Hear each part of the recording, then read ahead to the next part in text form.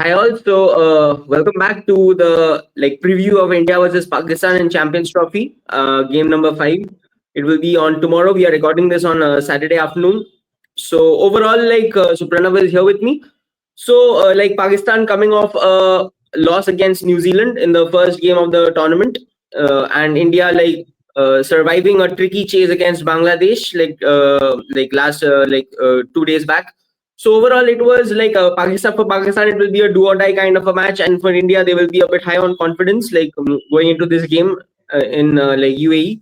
So Pranav, so your first thoughts on the match? So how are you expecting this match to go? One sided, or are you expecting some thrilling, a bit of a thriller?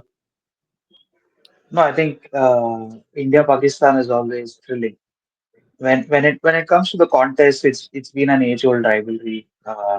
Especially it's being played in Dubai. So there are a lot of other factors that are involved, but I think it won't be a one-sided game because this is sort of wicket which aids all people, except probably not too much for the spinners initially, but then the ball turned a bit. It's not unplayable, obviously. Mhm. But I think what I feel is that both teams will be in contention. Yes, it won't be a 300 wicket of what we are going to see today in England versus Australia, but it'll be a 270, 280 kind of a wicket where both teams will be in contention. And yeah, I expect a high octane clash. I think in Dubai we have had some nice history and some bad history as well in T20s. So the 2021 World Cup is what I'm referring to. So there are quite interesting stuff there. So yeah, I mean I do expect a high octane clash. Obviously, India Pakistan is something that all of us look forward to, including the broadcasters and the ICC, etc. So that's why India and Pakistan are paired together in a group. So especially on a Sunday, um, 2:30 IST, 1 o'clock Dubai time. Yeah, it's going to be fascinating. I just wish that India win the toss and chase. But if they are put into bat, they should have. They do have the arsenal to go and put maybe 280, 290, 300 on the board. But that will require some class from to negotiate the new ball of Shaheen and Naseem Shah. Not too much on Haris Rauf because I heard that he's not 100%. But yeah, it'll be an even contest, but India will have their noses ahead. That's what I feel. Yeah. So regarding this, so I had a question for you. So basically, if we go by the last tournaments, maybe the 2021 T20 World Cup which you were referring to, that time DU played such a massive role that anybody who won the toss basically won the match. So it was a bit of a daft tournament. But coming to this one, so we saw in the India Bangladesh game that batting got a bit trickier later. I mean, when the spinners came on in the second half of the Indian run chase, especially. So, do you think that winning the toss and batting first is a better option, especially considering it's 50 over format and everything? So, or would you still feel comfortable chasing, if you were the captain of your side? Look, to answer your question, I'll have to ask you one question. India lost 4 wickets, right? They would have almost lost, I think, six, perhaps, because two catches were dropped. Yeah. Or maybe Bangladesh would have been skittled for even a lesser total. Mm-hmm. But the 4 wickets that fell were not of threatening deliveries, right? Do you think that they were of threatening deliveries, or which spun roughly off the surface? No, not a great amount of spins, but yeah, Yeah.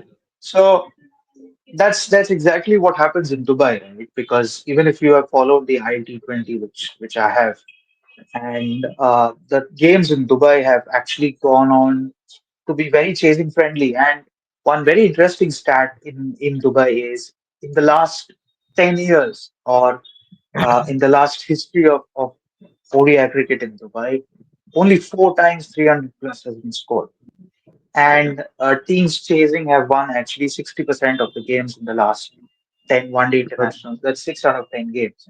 So preferably I'd chase, especially because what happens is the combination that India have, um, they are going with more spinners And during the daytime, the spinners will be more handy than during the night time. So, for example, if I was in the Indian camp and if I am batting first, losing the toss, uh, the average winning score here would be 270, but I will still aim for plus 30 because uh, from what I've heard from the curators and the journalists, they are not expecting any sort of dew during the entire summer.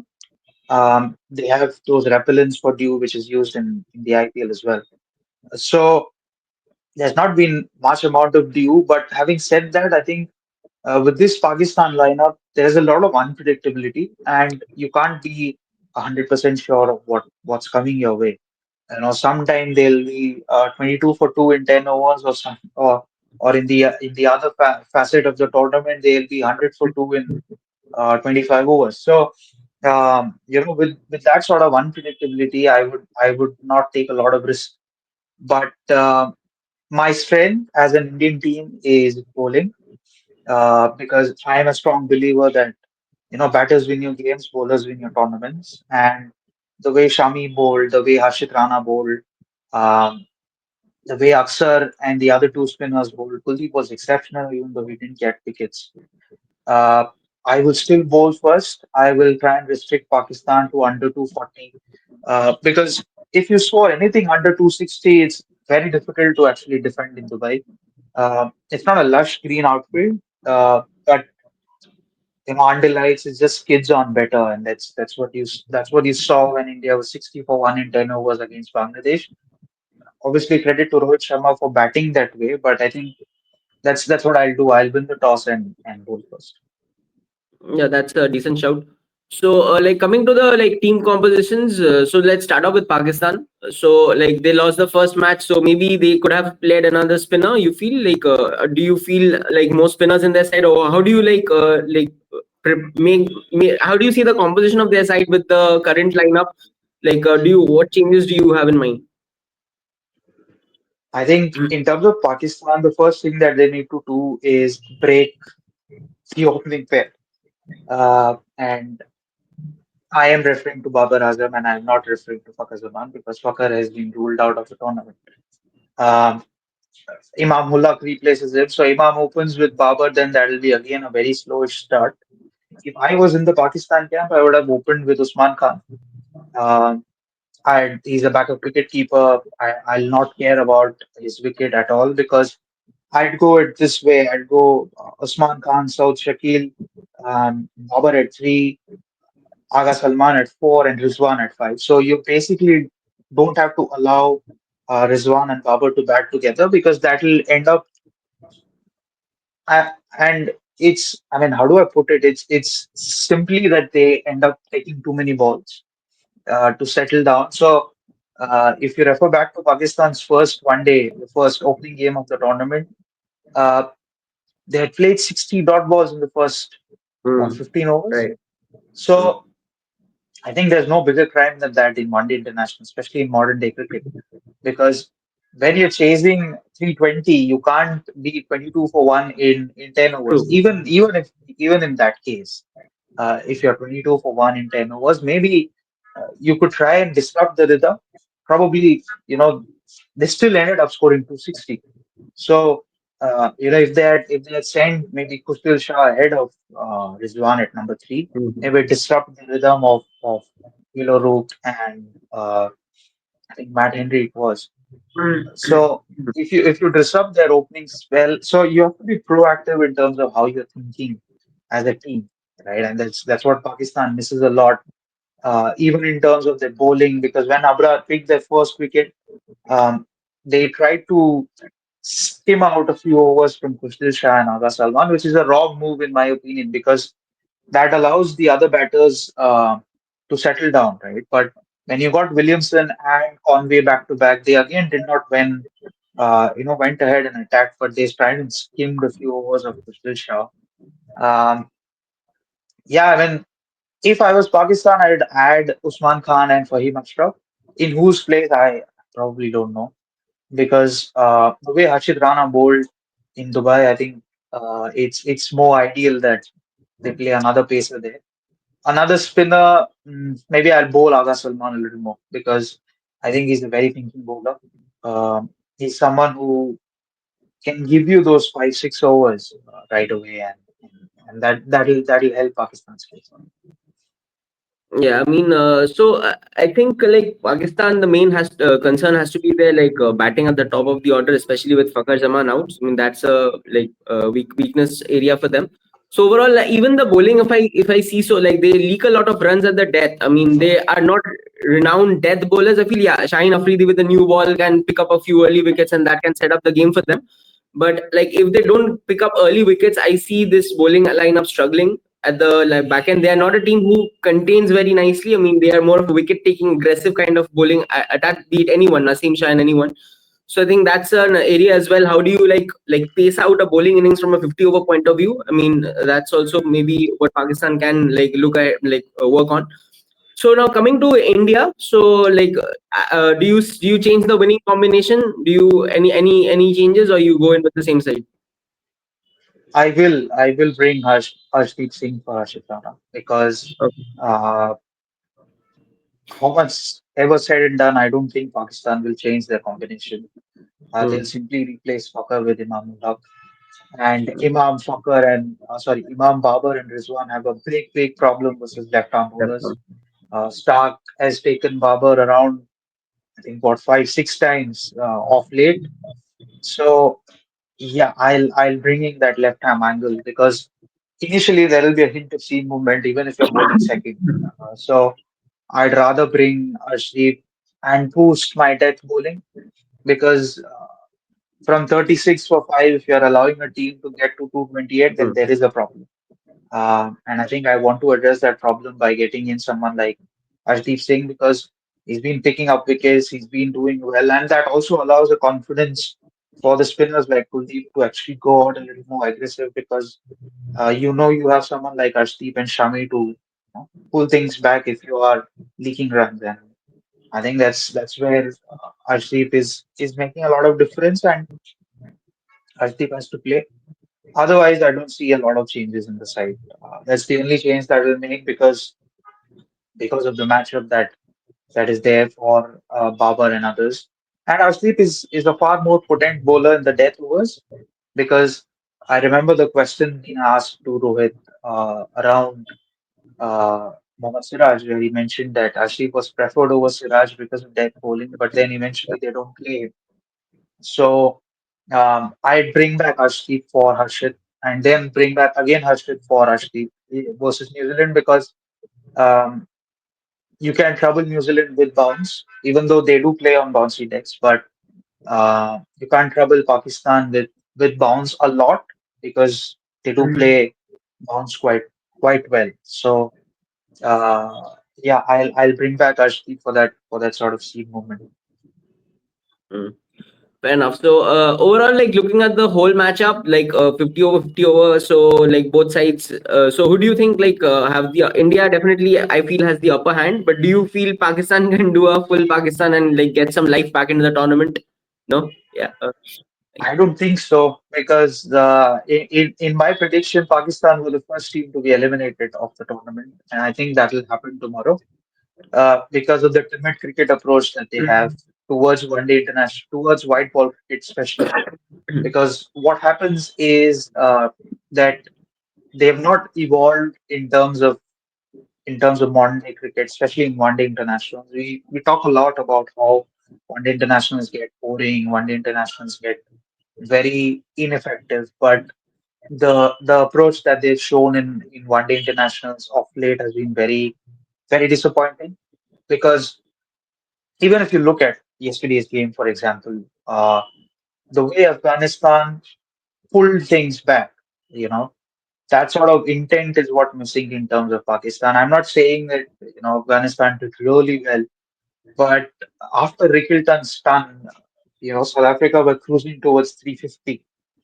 But then, they used their resources well. They pulled things back to 310, 315. So when you have that sort of a fighting attitude, even then they got to 208 thanks to Rahmat Shah's 90. Had one or two batters, stuck around, they would have gotten to maybe 300, maybe 270.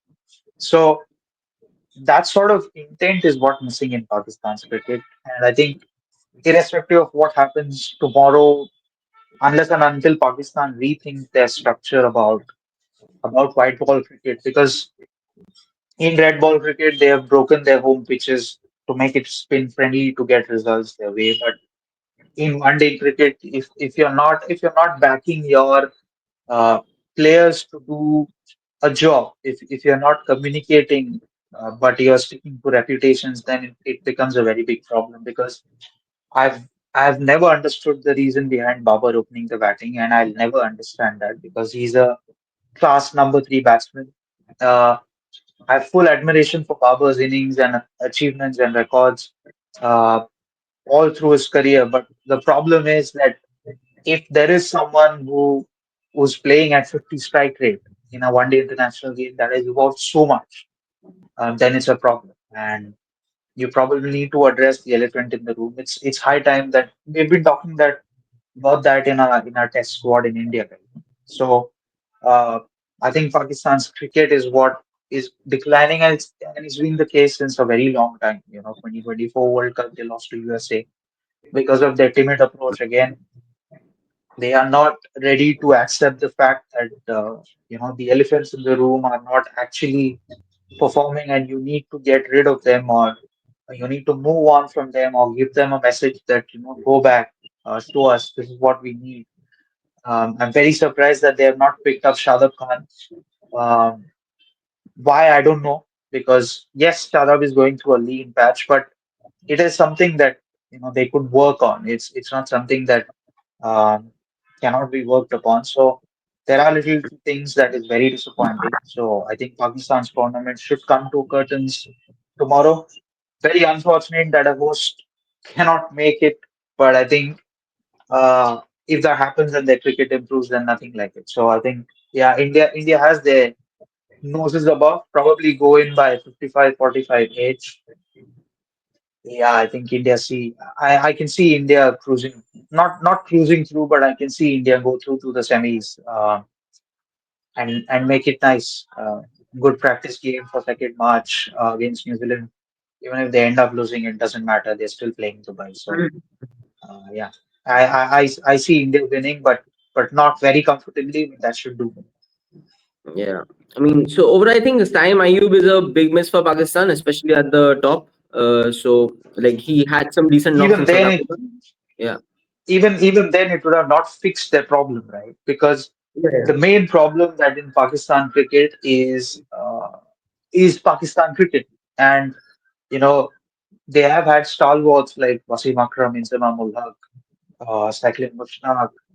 You can keep talking about players who have come across Moin Khan, Akib Jamil, Imran Khan. There have been a lot of people, but the problem with Pakistan cricket is that they have seriously not evolved their white ball cricket. Yeah.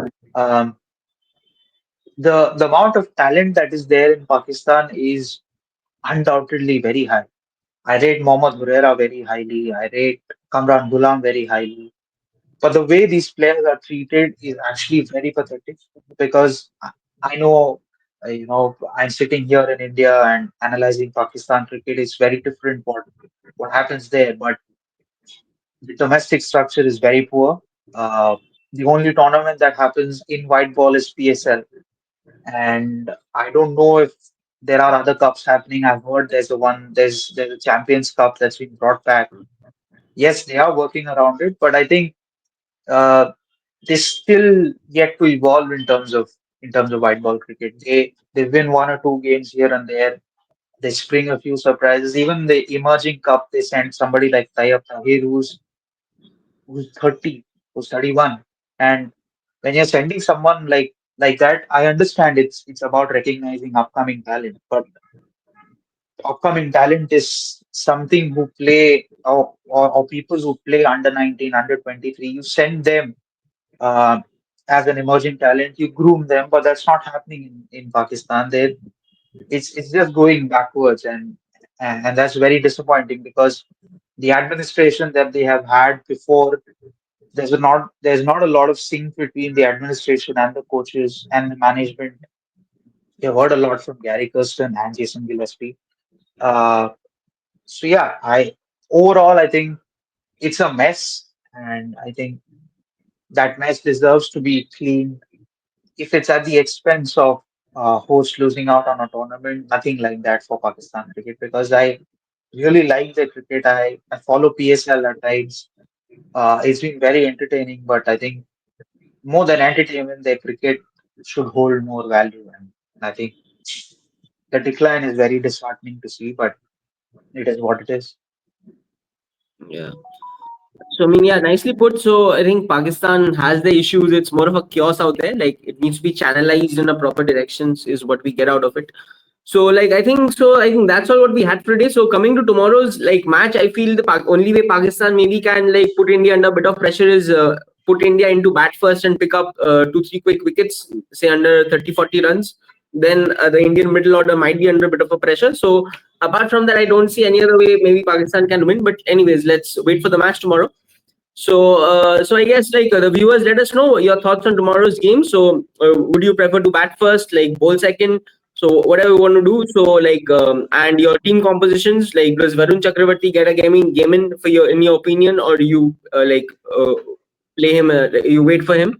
So overall, like, thanks for watching. Do like subscribe, share, and like this video so that it reaches to a wider audience, cricket loving audience. And thanks for watching. Yeah, see you soon again. Bye.